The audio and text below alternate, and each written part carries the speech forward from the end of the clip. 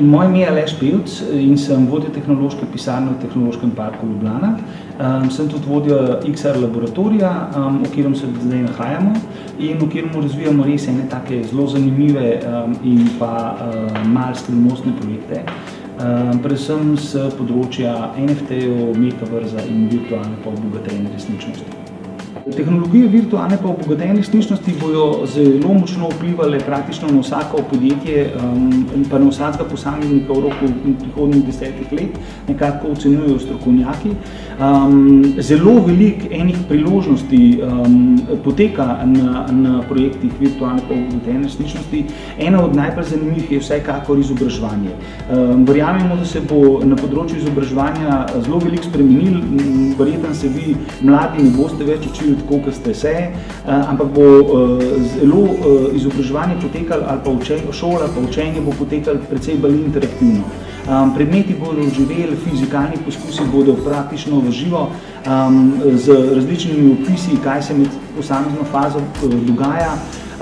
Lahko boste šli zares v zgodovino, se pravi, da boste obiskali Emono pred 2000 leti, se družili z Emonci, videli, kako oni bivajo, kaj jejo, kako delajo.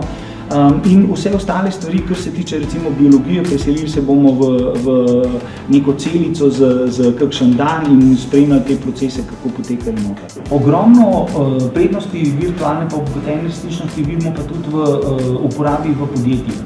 Podjetja so imela zdaj, recimo, ker je bil COVID, ogromne težave z potovanjem med eno in drugo tovarno ali pa med eno in drugo celino.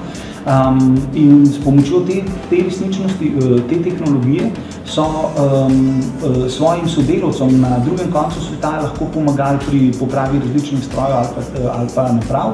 Recimo tehnik v Ljubljani je imel, to je čist realen case, je imel povezavo z svojim sodelavcem na drugi strani sveta in mu je prek včasih za virtualno resničnost lepo razlagal, kateri kabelček je treba kam dati oziroma katere stvari je treba popraviti. Mogoče za mlade je pa zares uporabna je pa ta tehnologija NFT-jev, kjer poleg teh slikic, ki jih dejansko sami lahko oblikujete, tudi zdaj s pomočjo programov za oblikovanje ali pa risanje umetne inteligenci, so NFT-ji zelo uporabni kot, bom rekel, neka taka izdelek, ki ga lahko uporabimo tudi v promocijske namene. Recimo Slovenija je v primeru, ko smo bili dol na Expo v Dubaju, NFT uporablja kot prva država za promocijo svojih turističnih destinacij in pa dosežkov slovenskega gospodarstva skozi predstavitev 3D objektov različnih podjetij.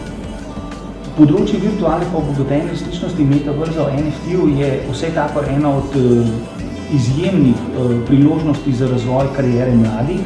Praktično vsi, ko boste vstopili na to področje, verjamem, da boste zelo hitro dobili zelo odlično zaposlitev in bom rekel, tudi če zdaj se uporabljate te tehnologije bolj za uporabo v igricah ali pa v, bom rekel, raziskovanje tega, verjamem, da iz tega potem lahko nastane tudi ena taka zelo resna stvar in različni projekti, s katerimi boste lahko razvijali tudi v svoji profesionalni.